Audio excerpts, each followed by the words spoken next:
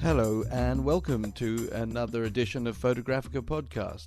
Thank you so much for listening. Without you, this podcast has no meaning. I mean that.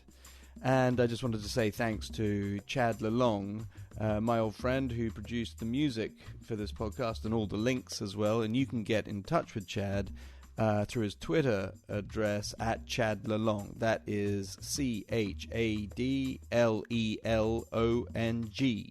Chad Lalong. And I just wanted to talk to you about the importance of subscription and rating. We need you to subscribe and rate. This is what we need, because without those, we don't get seen. And the more we get seen, the more we can do. So please, subscribe and rate us if you like what we're doing here. So, thank you very much for listening to Photographic podcast. On with the show.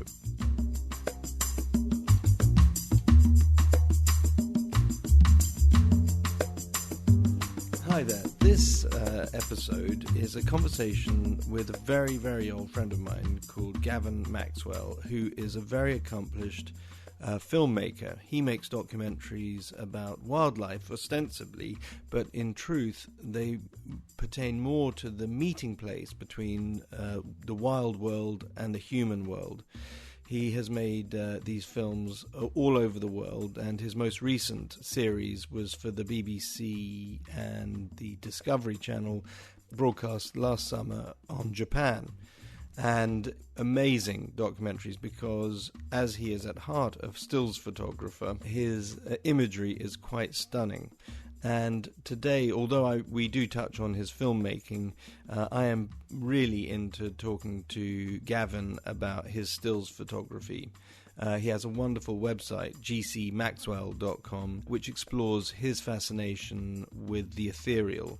And that might not put it in exactly the right way. Gavin and I discuss all manner of his work, including his background, what his attitude to film and digital is, the ethereal beauty of his images, and where he thinks that may come from. And, you know, as ever in these conversations, I like to get right down into the psychology of the thing. And I also discuss with him the length of time he'll spend shooting a series of images, and what his editing process is. And it's really interesting to hear him talk about this, because he voices ideas which I think I've had before, but I'm not entirely sure. But I think that you will be very interested in them, because they offer a new glimpse into a way of making entire series of images and the relationships that you can find between several independent series of images. So listen to this conversation with great attentiveness, because you will, as ever, I hope, glean lots. I give you Gavin Maxwell.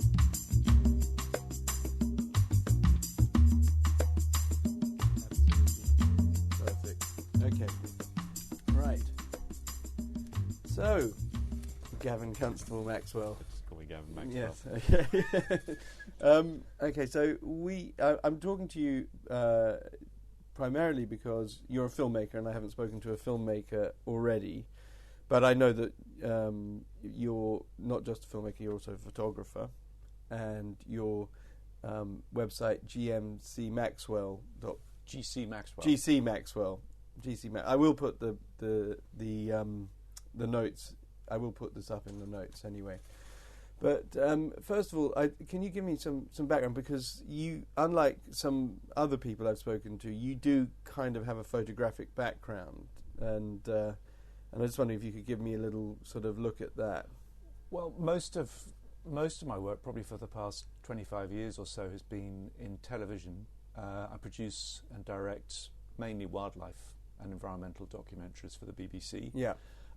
So that's been what I call my day job. But I've always had a stills camera alongside me as well.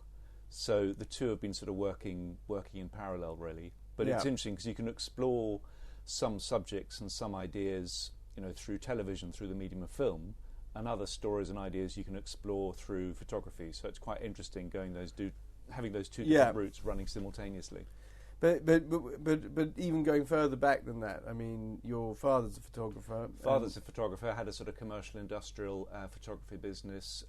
In the late 70s, he had a business in Saudi Arabia, in Jeddah, doing a lot of work out there. He then had a studio in London for about 10 years. My brother does photography as well, so it does very much run in the family. Why do you think that is? I mean, because in a way, sort of from what I sort of know about your sort of background and everything, that it's kind of exceptional in a way. I mean, I suppose photography is a great hobby, I think. So obviously Dad had a camera and he said to me, do you want to use this? Do you want to try something? Yeah. So there's always a camera around the house. And Dad was always very enthusiastic anyway, so I could see quite a lot of work quite quickly. Yeah. He taught me how to sort of process black and white film. So, it was always very much around and there are photography books around the house. So as a hobby, it seemed sort of very natural and very easy just to pick it up and start off with it. So I'm sure if Dad had been doing something else, like, I don't know if he was into yachting, then maybe I would have spent a lot of time on a boat and would have headed off in that direction. So I suppose I slightly inherited what Dad was doing and happened to be in and around the house, and then developed my own sort of language from there, I suppose. But I am always quite interested in why people get into photography in the first place, because because I can remember the way I got into photography, which was, I was encouraged to by my father, but I can remember sort of an early sort of experience in a lab, which sort of turned me onto it. But I in a way, nobody's told, son, you must become a photographer. Some people get told that they must become a teacher or a doctor or something like that. But no, but becoming a photographer is very much a personal choice, isn't it? I mean, and I think a lot of people talk about the magic of photography. Certainly, when they're in the darkroom and you're printing something, you see the image appear. Everyone says it's a magic. It's almost like a cliche, but it is. There is a magic there. But also, there's something. I don't want to say it's very easy, but it's very direct working with photography. Yeah. If you have a camera, it's just you. You can see something, you can translate something, you can communicate something, and it's very close to you, and it's very direct in terms of saying something. I rather like that immediacy of it. But would you say that if you weren't, your day job wasn't being a filmmaker? Would I say what? What you just said about the directness of it and the immediacy of it and so on. Well, it's an interesting contrast to filmmaking. Filmmaking is inherently a more complex, larger process, particularly for television and particularly the kind of projects I do. They're quite long turnaround projects. We're going to quite remote places to sort of film a sequence of animal behaviour. So there's a lot of very specialist equipment.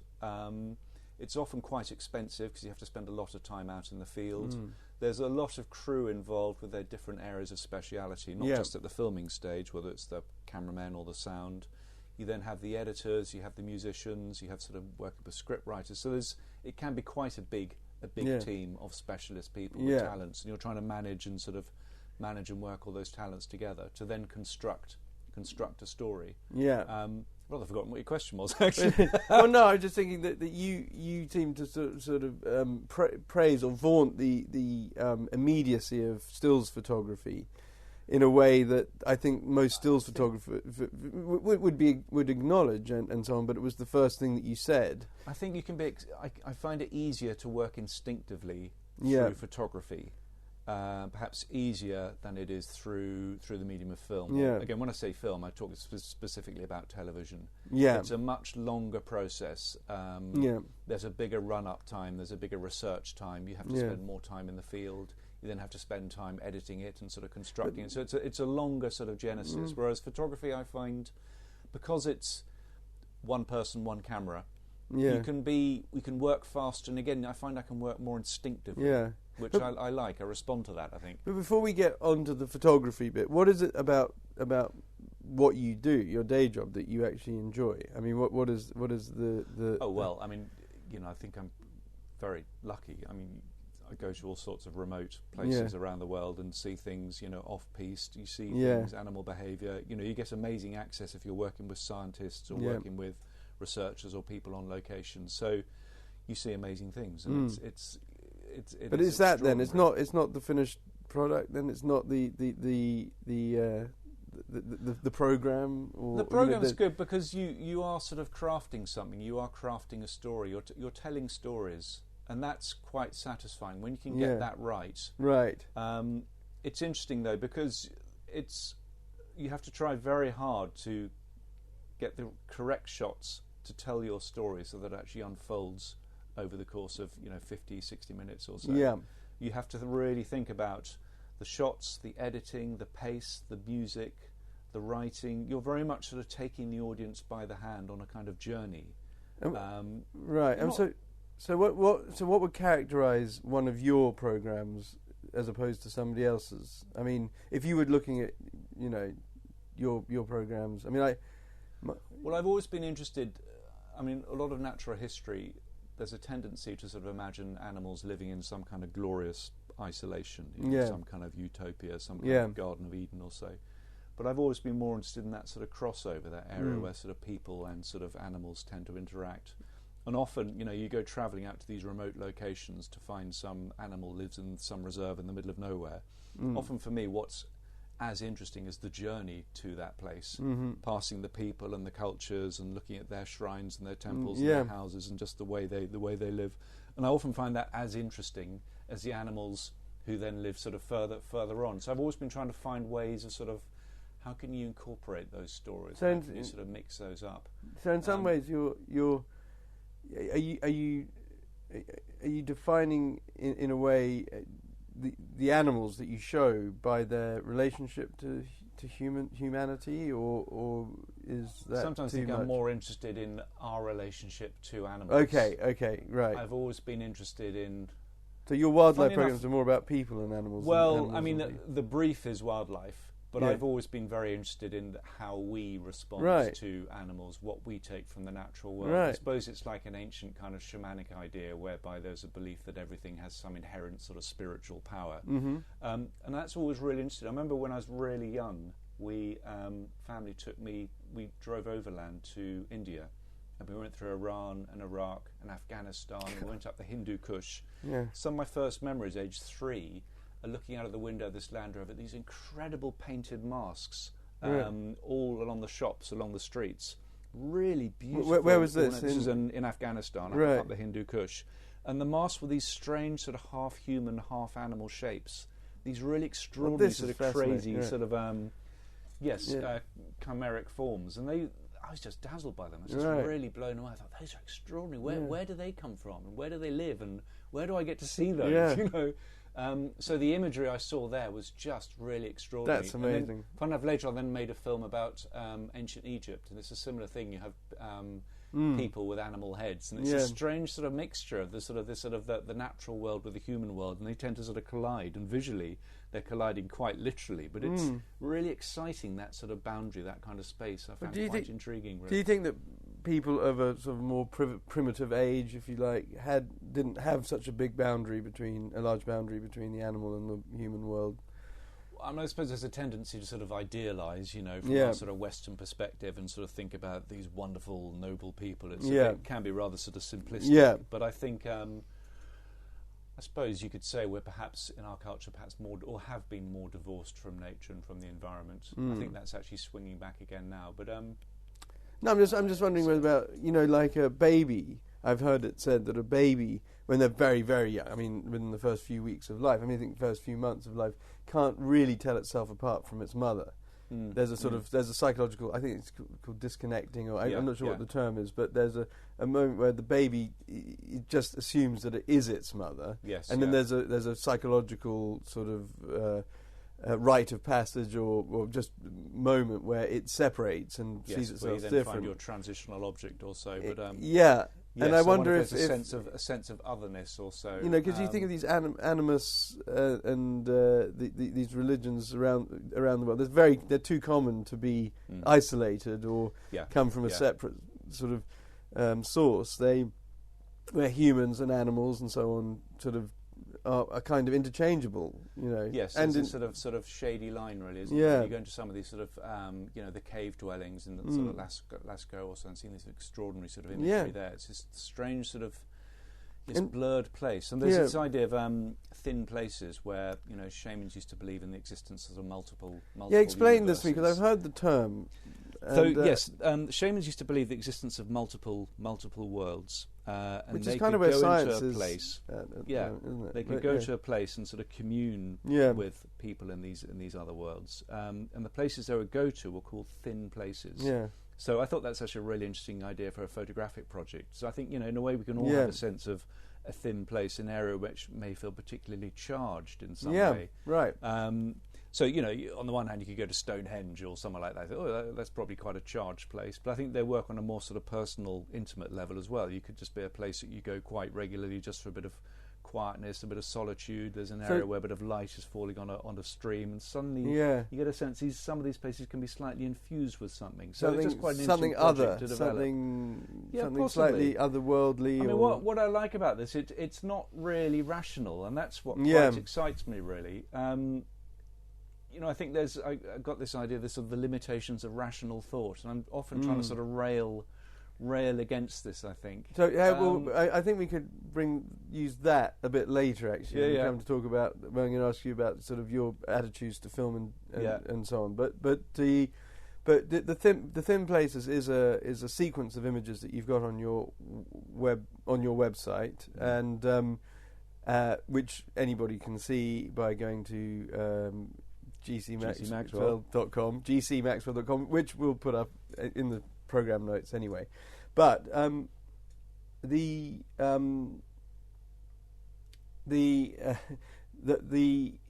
point is that I was going to say, I completely lost. I've been looking at the levels of the recording. How are the levels? The levels are fine. They're still there. They're still there, and I'm hoping I'm not overdoing it. But on this sequence of images about thin places, they are black and white stills which represent, or of images which represent a sort of a it's not always a place, is it? It could be a form or something. Something sort of transitional, I think. It's not necessarily fixed. Right. It's sort of a sense of something liminal, I think. It could be a play of light, it could be sort of a footstep or a footprint.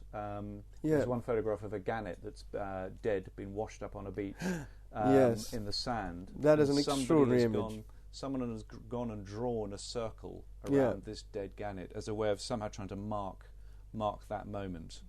And there's something really fascinating about that. Because there's something rather beautiful about the shape of this gannet. Just the shape of its wings and its beak and the colour of its feathers is rather beautiful, and the way it's arranged is beautiful. But the fact that somebody felt it was necessary to somehow mark this. There's something about a circle which is rather sort of fundamental anyway. Yeah.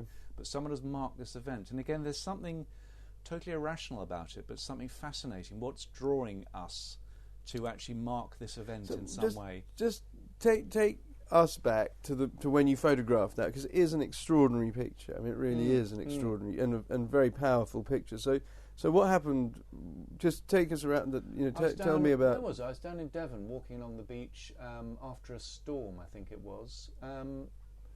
For some reason I'm a bit macabre, but I've always been interested by sort of things washed up, things slightly sort of, whether it's rubbish or a bit of wood or the shape. There's something rather haunting about the sea. Yeah. He's talking about these liminal places. It's almost like things washed up from the unconscious or so.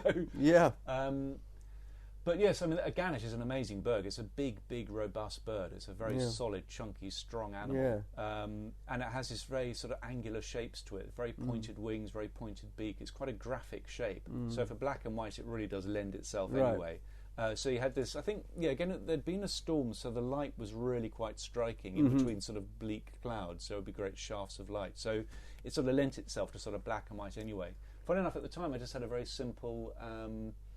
pretty simple point-and-shoot camera in my pocket. I didn't really have much else at the time, but often, the best camera is the one that you have. But what was it? It was a film camera. It was a film camera with Ilford Ep6 in it at the time. Right. That's what I was using. Which you can process C41. Yeah, exactly. Yeah. Exactly. It gives a really lovely tone and sort of quite fine grain as well. So it sort of worked. It worked for that subject particularly well. But like I say, then what I hadn't seen was the fact that someone had drawn the circle around it. In a way, that's probably what made the picture. But did you see that at the time? Just a dead animal on the beach or something, Oh, absolutely. Yeah. So quite a concerted effort, conscious effort to actually frame that and make that just so. But it's quite spooky, isn't it?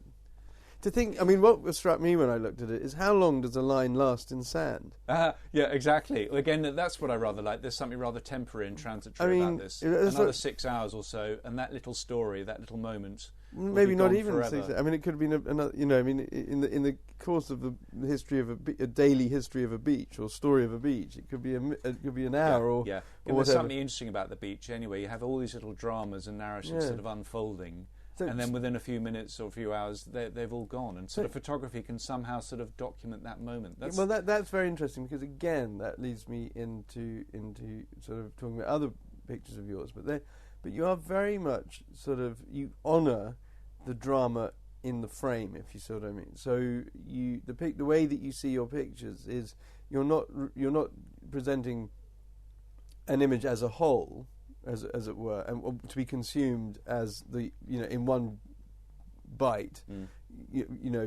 Composition, tonality, and all. It's that within each image, there's a picture of yours which is sort of a barren bush. It was like a sort of crazy splayed out crazy bush. Sort of fight of twigs. Yeah, exactly. and brambles and sort of things like that. Everything, each individual strand is on its own little journey, trying to sort of find its way to the light, trying to find its way for space. Yeah, it's this real little struggle going on. It's like some sort of metaphysical journey. I think. So and this is journey through life. Yeah. So I suppose what I like. I don't like taking literal photographs.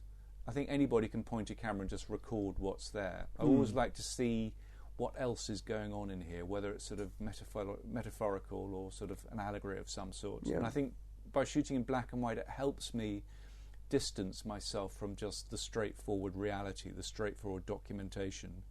I think by shooting in black and white, it starts to invite you to think about this in a slightly different way or to see this in a slightly different way. And I love photographs or stories that have a kind of ambiguity to them. I don't necessarily want to give all the answers in a photograph. I quite like the audience or the viewer to start to sort of ask their own questions and to fill in some of the gaps. And that's quite an interesting contrast to the TV work I do, because in TV we almost have to tell the audience what to think, because we're taking them on a journey. We use music, we use sound, we use a particular choice of words, we cut and edit in a certain style and a certain sort of tone to create an emotional response. And we're very much dictating what that emotional response will be, because we're taking them on a journey which may last 50, 60 minutes or so. So sometimes with television, you're not necessarily allowing the audience much time to think, because you're basically feeding them information. So you're manipulating them? That information is, we're working quite hard to say, what is the point of this story? What is the narrative arc of this story? Where are we wanting it to go? Yeah. So, whereas photography, I quite like the fact that it can be more open-ended. You can have some unanswered questions as a way of inviting the audience to somehow engage with your pictures. And by doing that, the audience can then sort of build up something quite personal between the photograph and their experience of it. Yeah. And that's what I really like about it. It becomes unique. Everybody who looks at a photograph, a good photograph, will probably take something slightly different from it. Yeah, and there's a real strength. There's something really interesting about that, I think. But I think a lot of photographers might deep down have a problem with that. I mean, I'm not saying most or anything, but I just think it's a facet that people kind of, there's a great deal of intention in taking a picture. So I absolutely agree. Obviously, as a photographer, you go with an intention, and I think, but you seek to sort of create a tone or a mood or an atmosphere, and you hope that the audience will pick up, on that same intention. But you also hope they may then find something else as well, which you might not necessarily have seen yourself. But I agree, you have to have an intention, and it's great if the audience can read that intention. Yeah. But if they can read something as well, then I think something else as well, then I think there's some alchemical process going on there. Well, right, I mean, we can talk about that in a minute, but the sort of alchemy of things coming together. But this thing about intention is, I find, very interesting, because we spend a lot of time. There has to be a balance, I think, because printing for people, and you can see it in pictures, or the way that people display their, if they're doing an exhibition, and the way they hang them or whatever, and the way that they intend people to react to or to interact with their work is almost half of the whole effort, or half of the whole the value of exposing work to public view, but where there's no intention, I find it very hard to engage with pictures where I perceive no intention whatsoever, and if I could just sort of describe, because this is obviously an audio thing, but you know what I mean by no intention. I'm talking about people where where a lack of technique is placed almost above any other kind of criteria, where happenstance or a degree of sort of luck or whatever is employed to and left to float on its own and honoured by printing, if you see what I mean. I find it much harder to engage with that. I like to see some kind of intention without being force-fed. I agree. I think we can all take a good photograph. We can all get lucky, with our iPhone or with our digital camera. We can all take, things happen to come together at the right time. And you think, that's a good photograph. Yeah. I think, okay, now do another one like that. Now do another one like that. Another one. Yeah. And I think that's where the intention comes in. Yeah. I think otherwise it just becomes a fluke. That was great. I don't quite know why that was great, and I don't quite know how to repeat that. So I think that's where the intention comes in, is being able to deliver really powerful stories that communicate again and again and again. And I think without intention, then I think it would be very hard to do that. Where does editing come in on this then? In terms of editing photos? In terms of, not literally manipulating photos, but I mean editing series, So before, let's say you would show a series of pictures, the edit, the selection, the sort of... I find that a really interesting process, because I tend to work on specific sort of ideas, over the course of, I might have 3 or 4 projects running simultaneously. So sort of Thin Places, maybe that's an ongoing idea that's been running 6 or 7 years now.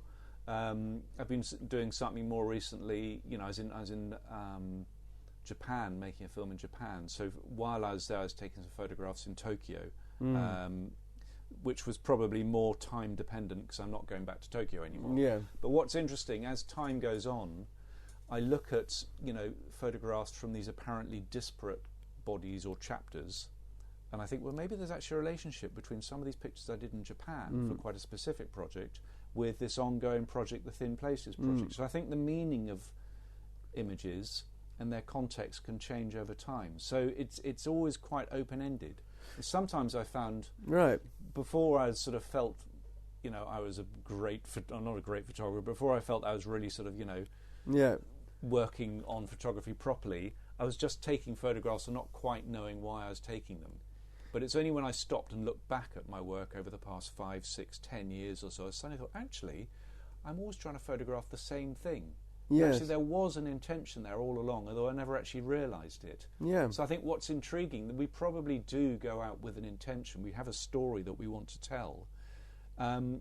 And it's actually trying to identify what that story is. But subconsciously, you might always be trying to tell this story. But I think, the more you understand what you're trying to say, what your message is, then I think then you can refine your practice, I think. But if because that's what it is, isn't it? I mean, when you show a series of images, you're showing a refinement of your process. You're showing a sort of paring down, and I mean, I never know if there's a definitive paring down, though. Right. I mean, even with the great photographers, their work is often sort of reappropriated and reassessed and rehoused and reworked. So you don't think when you look at your portfolios or galleries or selections, a series on your website, for example, do you look at those and think? Do you feel a sense of finality about them when you look at them? No, not at all. Not at all. No, okay. No way. No, it's always ongoing. Right. I mean, I sort of tend to work in little projects just because I found it helps me slightly focus my mind a bit. Otherwise, I worry I just would be going off in every single direction simultaneously and not quite knowing what I'm doing. So I sort of give myself sort of self-imposed, almost like briefs, I suppose. I think I'm quite used to working to briefs anyway. Yeah. But I find it's quite helpful just to set myself a particular brief photographically. But I don't think, I'm sure I'll look at those same briefs in 5 years' time and start to see connections between. So it doesn't quite worry disparate you connections. then? I mean, so I think it is quite fluid. I mean, I like to try and group them and edit them, but I know that that's always ongoing. It's like editing a film. I mean, there are sort of 50,000 different ways of editing the same film, and sometimes you just stop because you just can't really fetch going on anymore. I think we're probably there, but it's never really.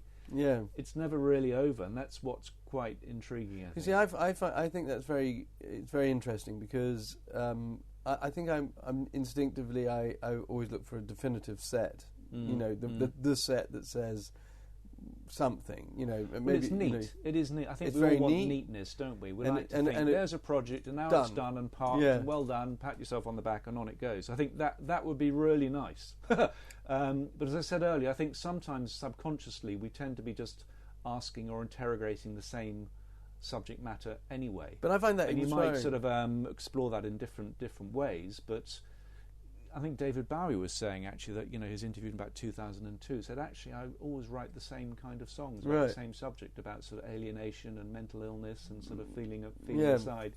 He said he only really wrote the same song. Yeah. So even though he had so many different styles and techniques and so many personas, and I think that's what's quite intriguing is actually that we have a story to tell. But I am sort of very interested in the idea of just letting things be. I mean, I'm not like that, like I said, but to have the confidence in a way, just to say this is open-ended, and not to close it down, because I think the world wants to see definition. When you put stuff out there, I think it can be unsatisfactory to have something unfinished. I mean, you don't present them as unfinished, but maybe you call them chapters. Maybe I see my work more as chapters. Yeah. So there's one big overarching sort of storyline, and these are different sort of chapters within that story. Or it's a bit like an album, and you have sort of an album may have a theme, and there's sort of 10 songs which explore that theme from slightly different perspectives. I wouldn't. Because I'm sort of asking and searching and exploring, that doesn't stop. Sometimes a project might stop, as I said earlier, just purely from the logistical reasons, because I'm not doing work in Japan at the moment, so I don't have many more Japanese pictures. Doesn't mean I'm not asking the similar questions. They have this extraordinary concept, what's it called? Monono arare, which is this wistful understanding of the transience of life, which is a particular sort of Japanese state of mind. But I rather like that, so I'm going to keep beautiful. Yeah. So even though I did a project in Japan, in Tokyo, sort of trying to capture that sense, I'll still be looking for it here in London, or where I live down in Bristol, or if I travel elsewhere. This sort of wistful understanding of the transience of life—that's something I will still be looking at. Yeah. So I may find in a few years' time I've taken some more pictures which actually have tell a similar story to my Tokyo pictures. So I might then start to put those together. But I think every photographer, I imagine that many photographers want to have that moment. It's a sort of moment of nirvana when they realise what their life's work's all about. And it sounds like you've got there to a certain extent. I think I'm searching, I'm looking. But as I said before, I sort of felt I was sort of a bit more switched on with photography. I'd obviously just been taking photographs, all the time, but not quite understanding what I was trying to photograph. It was only when it's about 5 years ago, I had some portfolio review with somebody, and I sort of thought, I've got to get some pictures. What pictures have I got? And I sort of chose a lot of pictures from my sort of back catalogue. And what was interesting how coherent they seemed to be, even though they'd been taken all over the place. I always seemed to be sort of looking for similar things. It's sort of strange sort of liminal spaces between sort of belief and faith and fact and religion. There seemed to be a subject matter that I was always being drawn to.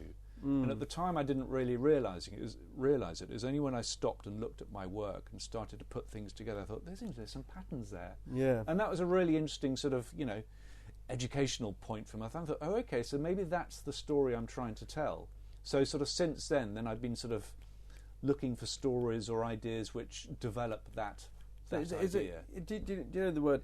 It's one of my favourite words. It's interstices. I haven't come across interstices. Well, the interstices, it's the space between things. Oh, okay. Yeah, and interstitial. Interstitial travel. But that's sort of your it's a sort of the space between definitions then? I like phrases like, the space between sounds, or, the idea of liminal spaces is sort of not quite one thing or the other. So it's very psychological. I mean, in a sense that you're because whatever's going on when you look at your own work, and again, this I think it should interest everybody, because whether you're into photography or not, but is that in a way you're trying to tell an internal story. I mean, what you're looking for in your pictures, or what you see in your pictures, and what you think binds them together, is obviously something which is going on deep inside your subconscious, or something like that. And it's a search to unravel or tell the story of your subconscious in a way. I mean, does that sound... it's probably quite a personal exploration, but I would hope that it will have some relevance or meaning to other people. But I think, if you're doing something creative, it can only really be about your interpretation, your reading of... Well, you see, I believe that if it means something to you, then it means something to other people. Yes, I think that's true, and the only problem is the marketing of it. Is to make sure enough people see it. Well, yeah, I mean, but that's a question of context, isn't it? But I mean, of putting something in the right context and showing it in the right context. But what I mean by that is, I think there's a lot of pictures that people put up which actually don't really mean anything to them. They look cool, but actually deep down they haven't formed a sort of an emotional connection to them. They might look, you might have nailed a technique, or you might have done something which looks a bit sort of Cartier-Bresson, or or Jürgen Teller or something like that. But actually, it's not you that you're putting on film or recording there. It's a derivative image. Yeah, I mean, I think that's why it's so important to actually see, if you're interested in a photographer, is to see their body of work, not just to see... As I said earlier, I think we can all take a good picture, but can you consistently do good pictures? And by good pictures, there's a lot of definition of good picture, but a picture that actually really communicates, something that has resonance. That's something, something I really strive for, is this word resonance. Yeah. Particularly now, because we're so used to images sort of, bombarding us in the face. They're here for about half a second, and we read it, and then it's gone. But very little tends to stay with us. Yeah. And that's what I'm really seeking, is something that has resonance. And for me, the work that has real value is the work that has resonance. And I think, if somebody can achieve that over a body of work, then clearly, they're onto something. They're able to communicate whatever it is they're wanting to communicate effectively. And I think that's and I think style gets in the way of that very often. That when somebody adapts or adopts a style, that I find myself tuning out of that work. And it's funny that you use words like resonance and tuning and that, something to do with waveforms and that actually there is something about that sort of tuning into things, and that some pictures allow you to tune into, which I believe is, allowing your subconscious, something that you don't know, you can't know what it is. I think, funny enough, that might be one of the reasons I like to shoot film, actually, partly because it does seem this sort of strange alchemical, sort of magical process. Yeah. You can explain it through physics you don't think and science, there's something magical about it. But it's not just that. I think because just the actual practicalities of shooting on film. I shoot a lot of medium format where I have 12 shots. And you've got to make every one count. But because of that, you've got to be absolutely alert and tuned in and mindful of what's happening. You've got to be so awake and in tune to what's happening then before you actually press a shutter. Otherwise, you're wasting a shot of film. And what's quite interesting, in therapy, they talk about, one of the great things to do in therapy is to be mindful. Yeah. So I think what I like is the fact that not only I think does it make me a better photographer, this mindfulness, but it probably makes me a happier person as well. But it is very much about absolutely tuning in to everything that's going on. Yeah. And I think then you're more receptive to whatever it is. It's a play of light, or it's the story, perhaps the subject matter you're intrigued with. It's sort of anticipating what might happen. I'm just worried that some people. Well, I don't worry. What am I talking about? I'm not worried. This is not something which keeps me up at night.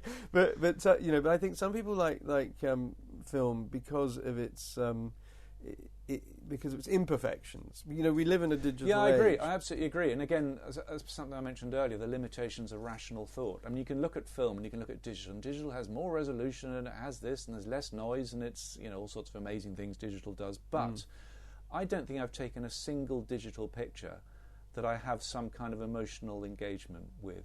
And I've tried and tried, and I've got lots of digital cameras, and I've tried post-production, done this and done that, but it sort of leaves me cold. I mean, it's very useful medium, and, you know, photographing wildlife, I mean, digital, it's a no-brainer. Of course you can use digital cameras, but it's somehow the image at the end of the day, and I've printed them out as well, it just leaves me cold for some reason. Whereas film, I find I have a kind of emotional engagement with it. Maybe because I'm physically loading the camera, that piece of film has travelled with me to this location. This piece of film has seen what I've seen and sort of experienced it, you know, in the same way that I have. And then I've gone back and I've actually, you know, helped this film and processed it. I mean, there's a kind of a relationship going. It sounds a bit kooky, but there's a kind of I physical think, sort of interaction.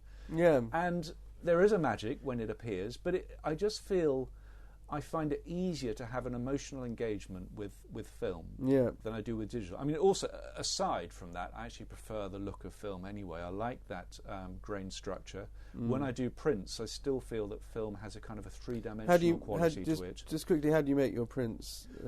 So I develop my own. I'm using Kodak developer HC110. You've developed the film, you mean? Yeah, I developed this film myself. In HC110? Yeah, exactly. What's your concentration? 1 to 31. 1 to 31? 1 to 31. Very specific. I'm so mean. It should be 1 to 30. The developer lasts forever. That's okay. why. So you're Tri-X? So I sit there in the dark. Yeah, well, I shoot Ep4 and Tri-X. If it's 35mm, it's normally Tri-X. If it's larger format, like 5x4, it might be FP4. So then go to a nice darkened room, which happens to be the shower. Tell everybody to keep the lights off for long enough, and I load up the spools and they pour the chemicals and spill half of them all over myself.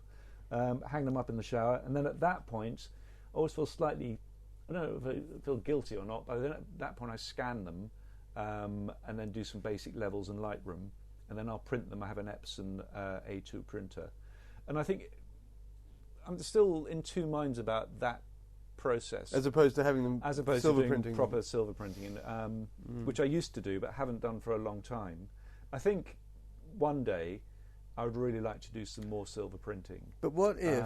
But I do like the sort of the malleability. Once I've actually scanned the negative, I can work quite quickly with dodging. I do what I would do in a darkroom with dodging or burning or playing with levels. So I do like the fact that I can actually work quite quickly, try quite a few permutations, and perhaps experiment more at that stage than I might have experimented in an old-fashioned darkroom. So it has its sort of benefits.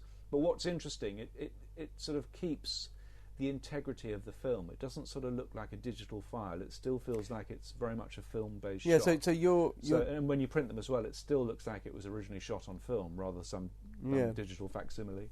Yeah, I mean, because you can't. I mean, that's intrigued me a lot. Is that almost all film that's shot now is scanned, whether it's colour or black and white, and very few prints are made. I mean, okay, there's the C41s, C-type process, which which is still a very widely accessible printing technology. But most black and white will end up being scanned and sort of printed inkjet, or maybe C41 to a lesser extent. But does that matter? Does that matter that you're not going through the whole process? I mean, for example, I'll give you a scenario. Luke Piper once said to me that the reason that he liked film was because it's all about light, and so you shoot light. You're using light to expose the film. You're then processing the film. You're then putting light through an enlarger through the film and onto the paper, and so there's a continuous sort of connection of light. And I was very impressed with that. I thought that was a very good argument for film. But I find it, now that I think about it, I find it a very sort of it's a very sort of cerebral argument in a way, and I do get the emotion of it too. But in the end, if you're a better printer, if you can tell the story in digi, or, in, say, inkjet prints or C41 prints or whatever, is that enough? Is that not enough? Well, it's interesting, right? I can see where he's coming from. I've often thought about this particular large format. I do shoot quite a lot of 5x4. I've often thought maybe I should just be contact printing those. Well, not only would it be phenomenal quality, but it would keep that process analog the whole way through. And I like there's a kind of integrity to that. And I think sort of shooting on film and, working with these chemicals and, going out and sampling the light, to maintain that idea of sort of working with the light, I do like that continuation of the workflow and the integrity. Yeah. So in an ideal world, I would do more of that. But I don't feel that, and I think as you said, if you can still communicate, if you find a way that works and you can still communicate what you wanted to communicate initially, then I think, all rules are open, I think. Well, sure. I mean, I think we'll have our different workflows. I think as long as what your intention is, as long as that is preserved intact at the final output, whatever that final output might be, whether it's print, whether it's a book, whether it's something on the wall, whether it's something on Instagram, as long as your intention has survived intact, then I think whatever process works, I think. Yes, I mean, I was working for a photographer who shoots exclusively in film. He's quite well known. And he was telling me that he came across Martin Parr at some event that they happened to both be photographing at for different reasons. And Martin Parr saw that he was using I think it was a Leica R6, in fact, and said, "How quaint." And this really annoyed this photographer. That he thought, because Martin Parr was fully digi and so on. And some photographers would argue that the film thing is over. It's not over, but it's used by a few people who imbue it with a certain magical quality. There's rather pretension about it. Well, not pretension. No, I don't think that. It's just beside the point, if you see what I mean. And the image is everything. But listening to you speak. And that certainly got to this photographer I'm talking about. That point, it was disrespectful to his workflow and his and so on, and it got under his skin. But listening to you speak about it, it's very important that you use film. Absolutely, and I think I think anybody can use whatever they like, whatever works for them. I hate it when people become didactic and say you can only shoot colour digital, or you can only shoot this or that. I think also there's a lot of sort of fetishism with cameras. It happens to be an unfortunate, cameras and lenses and film and stuff. Well, there's so many permutations. We can it's talk very about easy that to as become well. sort of subsumed by it. But I think this whole idea of sort of these sort of marginal spaces, these sort of limitations of rational thought, this sort of strange line between sort of fact and faith, scientific fact and faith. There's these strange kind of spaces that exist, and film lends itself quite happily to that. It's this strange intangible thing which on paper you think, well, surely that's an old defunct medium and it's been replaced by digital, but it's just the sort of the dance of light. It sounds rather pretentious actually, but there is something inherently magical about it, inherently sort of illogical. But in it this fires day things. And age about it, and that's why I like it, because it doesn't seem the logical, rational choice. Yeah. It is this alchemical process, and it's those kinds of spaces that really interest me, because there seems to be people trying to sort of deny this sort of, we want to explain everything and rationalize and sort of put scientific formulae and sort of facts, and I sort of find I've always been slightly suspicious of that. I think it's partly my upbringing. I sort of brought up as sort of a Catholic and sort of used to rituals and bells and smells, and as I said, I saw these amazing masks in Hindu Kush when I was 3. This strange kind of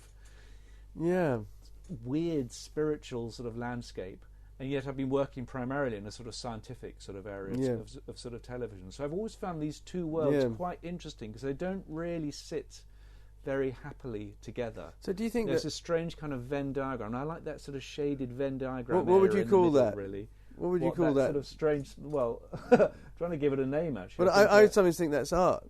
Well, I don't know. No, do you think that sometimes it's art which bridges the scientific and the irrational? Yes. What could bridge it? What could bridge it? I think. But if there's interpretation, whether it actually needs to be bridged, some people would say, well, the two will never collide. But one idea I'm working on at the moment is I'm really fascinated in cultures and sort of the stories and the mythologies that they sort of tell as a way of trying to sort of make sense of their universe. How did we get here, and where are we going, and what is life doing? So if you look at the pyramids, or you look at the cathedrals, these were built by the greatest minds of their age to try and understand, the meaning of existence, the meaning of life, where we're going from, where we're coming from, where we're going from. Where we're going from, where we're coming. But what's interesting is actually today, the Hadron Collider is a similar thing. It's built by the greatest minds of the age to try and understand where have we come from, where are we going, what is the nature of existence. So in a way, I see it as a kind of either a modern cathedral, or the pyramids were an ancient scientific experiment. I think they're all asking the similar questions. Yeah, I think that's absolutely true. And that's true. what I find so interesting, is how every civilization, every culture will construct their own sort of mythology. So the Egyptians had their mythology. We have our sort of, stories at the moment with particle physics, and the Hadron Collider hopefully is going to provide us the great answers to, life, the universe, and everything. But I think, as with all civilizations, their ideas are fallible, and over time we realise actually, they had a very interesting idea here, but we've proved it wrong because we have subsequent information. So the knowledge that we have today, this sort of scientific evidence and knowledge, which a lot of people feel, well, this is infallible, you dare not challenge this. I'm sure in 100, 1,000 years or so, we'll look back at this time in the same way that we're looking back at the ancient Egyptians. So that's what I like. I think science is fallible. Yeah. Well, I think there's a thing called the half-life for saying it. It feels like there's a sort of religious language associated with science. Dare you challenge scientific thought? It is heresy to challenge scientific thought, and that's sort of language from the Middle Ages. And I find that continuation really fascinating, and this strange relationship between the two. But I think religion has been challenged successfully in some way. Some of the central tenets of religious beliefs have been tested to a certain extent, and that science has now answered some of those things, and it's filled in a lot of what we didn't know about filled in before. Many of the gaps or so. Yeah, exactly, and the gaps are perhaps getting smaller and smaller. But I think that scientists, funnily enough, are art. They don't want. I know that particle physicists actually enjoy the fact of being wrong. They like, because they want more questions. They don't want some number, whatever it is, 7 or something like that. Definitive answers. They don't want a definitive answer, because the search, it's the journey, the exploration. And exactly that, and that's what it's about.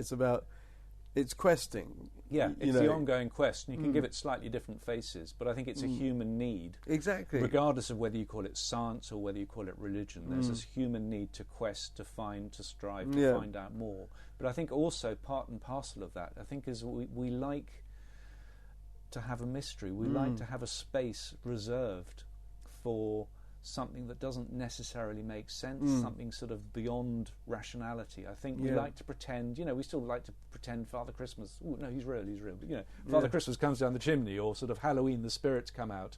This sort of sense of theatre and sense of play that we quite happily suspend our disbelief. It says something about sort of our nature and what we need. Maybe it's sort of fulfilling some sort of psychological sort of function or so. So I think even, the more that is explained through science, I still feel the more we will want to have a space which can't necessarily be explained, whereby, and I think in that space, some really interesting things can happen. Yeah. So we're beyond rationality into the irrational. That's a space that I always find very, very interesting. Yeah. And it's quite an anarchic space. I think it doesn't really sort of conform to any rules, but that's the exciting place for me. Yeah. And photographically, yes, I think that's the story I've been trying to tell. but from many, many different directions, whether it's through thin places or whether it's a sort of Japanese understanding of the transience of life, whether it's written on the face of people I might meet in the street in Glastonbury, their experience. It's always the same kind of space I'm trying to touch on. Using film photography itself, this sort of alchemical process. That's the sort of the narrative and the and story a synthesis I'm of trying all to of explore. those things. Yeah, and I don't think I'll ever really get to the bottom of it because, science and religion, they're both ongoing, they're both evolving. I'm not sure if they'll ever sort of find a way of sort of existing together or not, but it's going to be an ongoing kind of discussion, and that space will always exist between the two of them, and that's the interesting place for me. Right.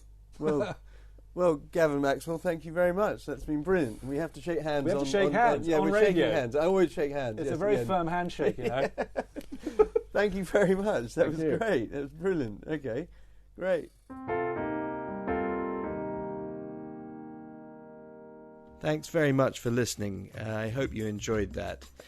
Please don't hesitate to get in touch with the podcast through my new website, which is at asprinting.net/Photographica.